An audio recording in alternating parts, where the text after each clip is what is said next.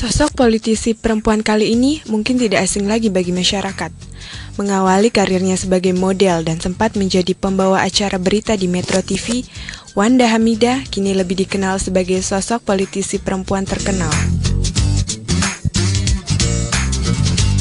Sosok yang akrab disapa Wanda ini kini menjabat sebagai anggota DPRD DKI Jakarta Komisi A, membidangi pemerintahan umum hingga kerjasama luar negeri.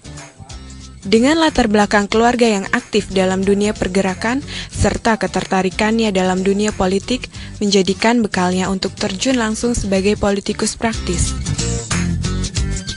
Mungkin dengan bekal pengalaman yang panjang, gitu ya, yang berkali-kali saya ikuti secara aktivis politik ya, bukan jadi calon legislatif.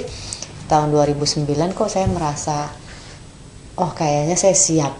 Baik secara mental dan finansial saya merasa secara mental, secara wawasan saya udah punya background yang lebih baik dan lebih bagus daripada saat pertama kali saya masuk partai politik.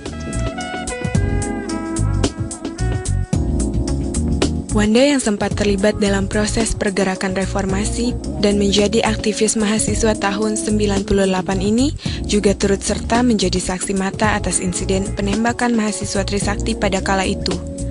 Menurutnya, transformasi era reformasi ke dalam era demokrasi masih belumlah utuh.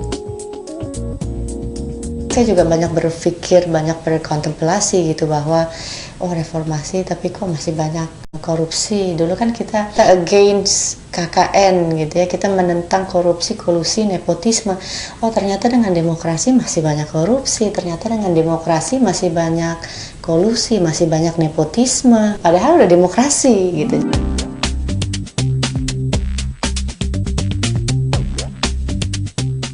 Perempuan yang juga duta anti narkoba ini melihat masih adanya ketimpangan antara para politisi perempuan dan pria di Indonesia. Terlihat dari sedikitnya perempuan dalam menduduki jabatan strategis. Kalaupun ada kendala laki-laki atau perempuan, itu saya lebih melihat begini. Baik di partai politik, secara internal maupun di DPRD, ya. Jarang perempuan ditempatkan di posisi-posisi penting.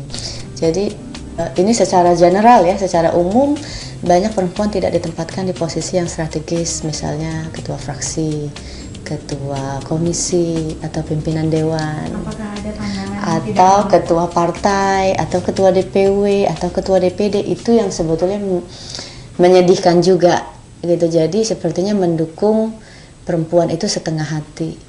Gitu. Sebetulnya gini loh, perempuan ini bukan minta keistimewaan loh, minta persamaan. Maksudnya persamaan, kita masing-masing punya hak yang sama, perempuan dan laki punya hak dan kewajiban yang sama. Menurutnya, persaingan antara politisi perempuan dan pria tidaklah menjadi masalah, selama kaum perempuan mempunyai kapasitas yang benar-benar mumpuni dan berniat membela rakyat. Tapi kalau memang perempuan itu punya kapasitas, punya kapabilitas, kemudian memang sudah melakukan sesuatu gitu ya bagi lingkungannya misalnya, atau bisa memberikan pencerahan bagi masyarakat, ya insya Allah terpilih. Optimisme seorang perempuan kelahiran 36 tahun silam dalam perpolitikan di Indonesia haruslah menjadi tanggung jawab bersama.